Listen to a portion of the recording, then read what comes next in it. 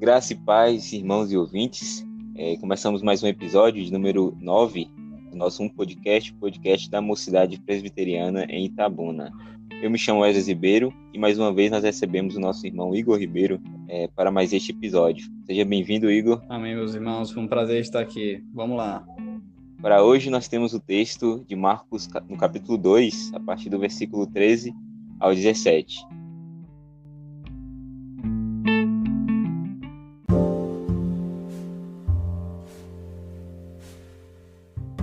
Diz assim a palavra de Deus: De novo saiu Jesus para junto do mar, e toda a multidão vinha ao seu encontro, e ele os ensinava.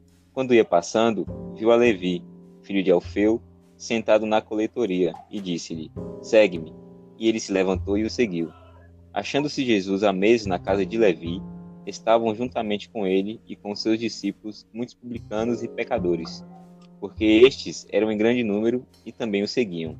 Os escribas dos fariseus, vendo-o comer em companhia dos pecadores e publicanos, perguntavam aos discípulos dele: Por que come e bebe ele com os publicanos e pecadores? Tendo Jesus ouvido isto, respondeu-lhes: Os sãos não precisam de médico, e sim os doentes. Não vim chamar justos, e sim pecadores.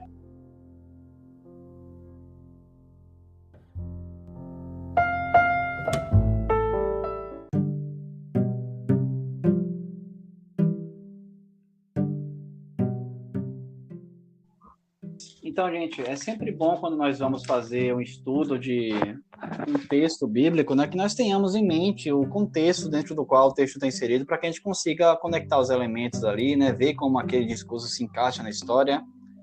E aqui, no capítulo em questão, no começo do capítulo 2, Cristo acabou de fazer a cura do paralítico em Cafarnaum. É um texto que é muito conhecido, né, onde o paralítico vem até Cristo, ele primeiro perdoa os pecados, uma clara demonstração de que ele é Deus, né?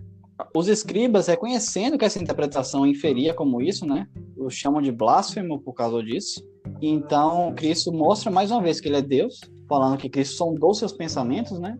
E Cristo, após sondar os seus pensamentos, ele então fala para o homem para ele levantar e andar. Ele o cura. Então está dentro dessa perícope aí. Acabou de acontecer esse milagre, né? E é colocado que em sequência, né, aconteceu o que está descrito no verso 13. E aí nós vamos agora pôr os olhos sobre esse nosso versículo. E assim está escrito: De novo, saiu Jesus para junto do mar, e toda a multidão vinha ao seu encontro e ele os ensinava. Então, como nós já relatamos, quando nós fizemos aquela análise usando os sinóticos, que Cristo ele fazia esse discurso junto ao mar, né? Aquela pregação dele do arrependei-vos e crede no evangelho, que nós relatamos lá em Marcos 1, precisamente ela foi posta nos sinóticos com muitas pessoas também próximas ao mar, né? E havia uma multidão acompanhando Cristo enquanto ele pregava. E aqui ele coloca que isso acontece mais uma vez, eles estavam ensinando. Nós vemos também o teor dessa mensagem, né? Ele estava pregando essencialmente que o tempo era cumprido, que o reino de Deus era chegado e estavam chamando as pessoas ao arrependimento. Então você pode olhar os episódios anteriores aí para ver esse contexto que nós já colocamos, né? Tanto o episódio 8, onde está relatado esse milagre e a explicação, quanto os episódios anteriores, nos quais vocês vão ver aí o teor dessa mensagem. Mas é colocado que essa multidão estava lá e Cristo os ensinava, como nós falamos. E é colocado em sequência que quando ele ia passando, viu a Levi, filho de Alfeu. Então aqui eu vou me deter um pouco para explicar, né, quem é esse Levi. E se você olhar lá no texto paralelo, em Mateus 9, você vai encontrar que lá o nome dele está relatado como Mateus. Se você olha Mateus 9, versículo 9, está colocando ali: Vi um homem chamado Mateus sentado na coletoria e disse: Segue-me. Ele se levantou e seguiu. E também está logo depois da cura do paralítico de Cafarnaum. Mas em Lucas está com o mesmo nome, né, de Levi. Então, como é que a gente ajusta essas coisas? Muito simples. As pessoas acreditam aqui que esse Levi é Mateus, né? Aqui, assim como Pedro, ele trocou de nome quando ele teve um encontro com seu Senhor, né? Então, é o mesmo evangelista aqui que escreve o outro evangelho, né? O evangelho sinótico. Seguindo, o texto diz também que ele estava sentado na coletoria. Por que é importante esse detalhe, né? Os coletores de impostos eram uma classe muito malquista, por assim dizer, pelas pessoas da época, porque, entre outras coisas, eles eram acusados pelos judeus, né, de colaborar de algum modo, com o paganismo. Eles ficavam impostos para recolher os impostos os impostos de produtos, né, colhidos, como, por exemplo, a indústria da pesca, e também porque alguns deles extorquiam, porque não havia uma regulação, então eles cobravam mais do que, de fato, eles retornariam para o governo instituído, né? Então eles escolhiam a mais e ficavam para ele com a sobra. Então havia esse asco, de certa forma, por essa classe, né? Então ele coloca aqui, sentado na coletoria. Então ele está dando esse detalhe sobre esse ofício pouco prestigiado que Mateus exercia, né? E aí Cristo fala, segue-me, e o reflexo disso, né? Ele se levantou e o seguiu. É interessante, então, pensar aqui, perceber que nos 3 relatos, isso acontece da mesma forma, né? Ele fala, segue-me, e a ação que se sucede é que ele o segue. Então, a gente não tem um relato de uma pregação propriamente dita. Talvez ele já houvesse escutado uma pregação de Cristo, mas nós não podemos falar isso com certeza. Mas eu defendo aqui que ele está muito mais interessado em traçar o paralelo com o texto anterior. Porque se nós observarmos a estrutura do texto, você vai ver que ele segue o mesmo padrão do paralítico que acabou de andar. Veja só, olha o que ele coloca. Cristo fala, levanta-te, toma o teu leito e vai para a tua casa. Ou seja, Cristo dá uma ordem, né? E tem uma consequência. Levanta, toma o teu leito e vai para a tua casa. E tem uma consequência dessa ordem. Então ele se levantou e no mesmo instante, tomando seu leito, retirou-se à vista de todos. Nos versículos anteriores. E agora perceba o paralelo. Ele coloca, segue-me. E tem uma consequência, né? A ordenação e uma consequência. Ele se levantou e o seguiu. Ou seja, há um paralelo aqui, mostrando também o poder de Cristo, né? É um paralelo traçado, assim como ele fez com o paralítico, que levantou, pegou o seu leito e foi embora. A reação de Mateus também é uma demonstração miraculosa do poder de Deus, né? E aqui existe um enfoque sobre como a conversão também é um milagre, né? É muito mais esse paralelo aqui que Marcos está querendo traçar. Possivelmente por isso que a gente não tem nenhum outro relato aqui, por isso que a gente não tem um relato de uma pregação, se é que ela aconteceu, né? Possivelmente estava se enfocando, já que está dentro de um cenário de milagres aqui, com esse paralelo, que essa conversão foi igualmente miraculosa, como é toda a conversão, né? Muitas vezes as pessoas ficam aí atrás de diversos milagres, diversas bênçãos, enquanto precisamente esse que está relatado aqui, o homem se levantar, no sentido de homem passar da morte para a vida, né, como está lá no livro de Efésios, que nós éramos mortos em nossos delitos e pecados, e que Deus nos deu vida. E esse ato de sair da morte, se levantar e seguir a Cristo é o maior milagre, né, um grande milagre que aconteceu. Fica aqui o adendo para que nós aprendamos a valorizar um pouco mais esse grande milagre que Deus nos deu mediante o pagamento de sangue, né?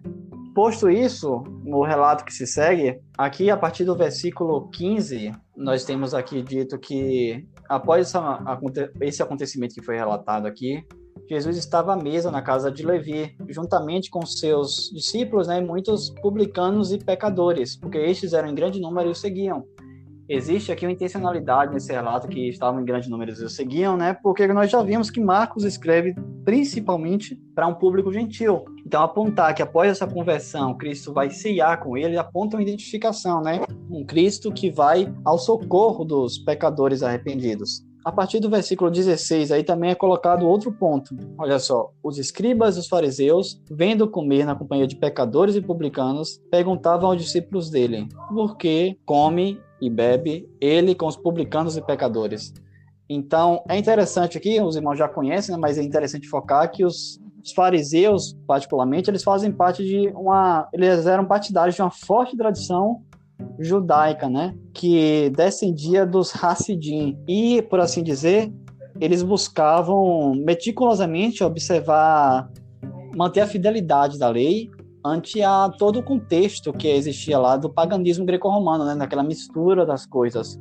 Só que eles acabaram se tornando religiosos, né, porque eles sintetizavam isso, inventavam outras leis, eles acabavam inventando nesse processo. Então, eles se tornavam religiosos e gostavam de ser admirados pela sua rigorosa interpretação da lei, né? Então, eles se valiam de suas obras. E é colocado que, precisamente, essas pessoas, né, ao ver Cristo comer em companhia dos pecadores e publicanos aí está colocado como a totalidade das pessoas para os fariseus, né, que não seguiam os ritos tão bem quanto eles, né, logo eram alvos das suas críticas, perguntavam aos discípulos dele, ou seja, aqueles que aprendiam com Cristo, né, que aprendiam do mestre, né, por que come e bebe ele com publicanos e pecadores. Ou seja, era uma atitude que não era uma coisa que era boa, né, para um fariseu, para ser visto comendo com essas classes que eram desprezadas, como nós falamos, né, os coletores de impostos eram bastante desprezados, e os pecadores, de um modo geral, aqueles que não observavam os ritos judaicos rigorosamente, também eram desprezados.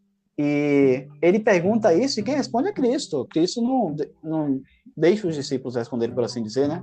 Ele já responde, tendo Jesus ouvido isto, respondeu-lhes, os sãos não precisam de médico, e sim os doentes. Não vim chamar os justos, e sim pecadores.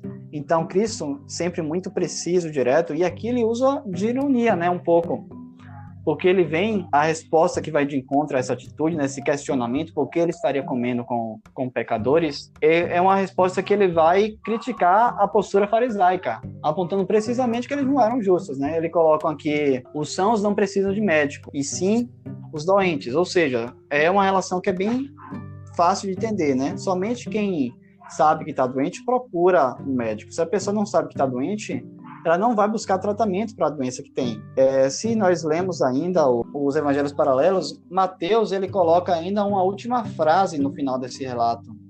Mateus ele ainda coloca que Cristo os exorta a aprender o que significa misericórdia quero e não holocaustos, pois não vim para chamar justos, e sim pecadores ao arrependimento. Mateus coloca ainda mais uma frase, né? E Lucas também ele coloca essa frase, ele acaba nessa parte do arrependimento, ele não fala sobre os holocaustos, né? Mas os três relatos têm um foco claro. Cristo está mostrando que ele veio para aqueles que se reconhecem doentes, né? Aqueles que se arrependeram. Então existe uma ironia associada. Cristo não está dizendo que os fariseus são justos, que ele condena abertamente essa classe mais à frente, né? Eles chamam de sepulcros caiados, entre outras coisas, de hipócritas. Então ele não está dizendo que os fariseus são justos, logo ele está usando aqui de ironia. Ele está ironizando, ele está falando que aqueles que se sentem justos não precisam de um médico. E também existe aqui um forte apontamento dentro do contexto dos milagres que foram executados, né? E ele coloca também, não vim para chamar justos, e sim pecadores. Ou seja, Cristo veio para chamar aqueles que têm ciência do seu estado e que vão até ele buscando lutar contra isso. Então ele está criticando os fariseus que se achavam de algum modo melhor pela sua observância da lei. Então o que está sendo posto aqui, em suma, é que Cristo fala que é somente aqueles que têm ciência do seu estado de miséria diante de Deus, que têm verdadeiramente, que se arrependem dos seus pecados, como é a mensagem que é pregada, né? Esses verdadeiramente para os quais Cristo veio. Então, esse é o nosso Senhor, esse é o todo da mensagem, perdoa pecados, é o Deus que chama miseráveis ao arrependimento. Então, nos regozijemos, porque se nós nos sentimos pecadores, é porque esse Cristo nos chamou e nós levantamos e estamos buscando o seguir diariamente. Então, toda a glória seja dada a Ele, meus irmãos. É isso que eu tinha para compartilhar com os irmãos desse estudo de hoje. Amém e amém. Obrigado mais uma vez, Igor, por tua contribuição, por ter aceitado o convite. E vamos orar, né, para fechar este estudo. Deus, obrigado, Pai, por tua palavra, obrigado pela revelação de quem Tu és e de quem nós somos através dela, Senhor. Que o Senhor venha estar por meio de Cristo, ó Deus, nos curando, nos tirando a miséria, nos dando santidade, nos levando no caminho de santidade, Pai, para a glorificação do Teu nome, Pai. Sabemos que somente por Cristo nós, então, somos curados e trazidos para perto de Ti, Senhor. Obrigado por isso, obrigado pela nossa salvação, Senhor. E que o Senhor abençoe, ó Pai, a nossa vida, a vida de cada um que ouviu essa mensagem, que a palavra seja nosso guia, que Cristo seja o nosso Senhor, Pai. Obrigado pela vida de Igor. Mais uma vez, Senhor, seja abençoando a tua vida. Em nome de Cristo que nós oramos e agradecemos. Amém. Amém.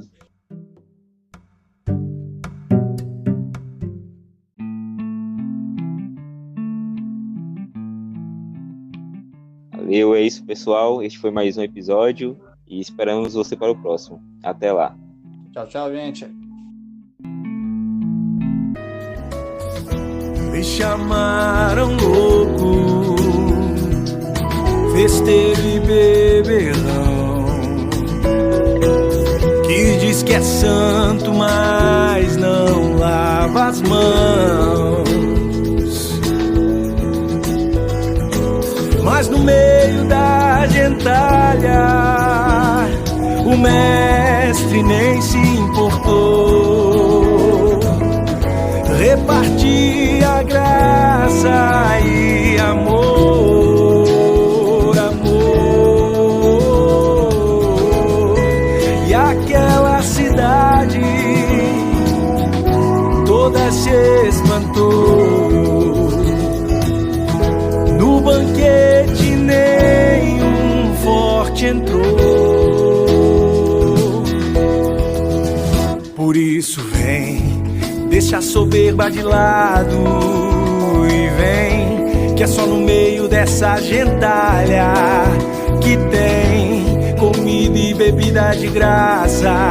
Tem amor, muito amor, tem. Então vem, que os fortes ficaram de fora. Vem, pois o mestre te chama agora. Pois quem não está doente não pode lhe encontrar.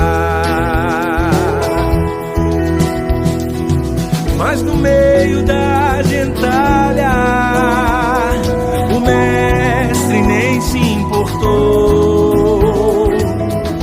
Repartia graça e amor.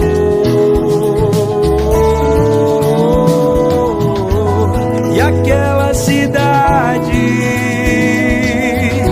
toda se espantou. No banquete nenhum forte entrou.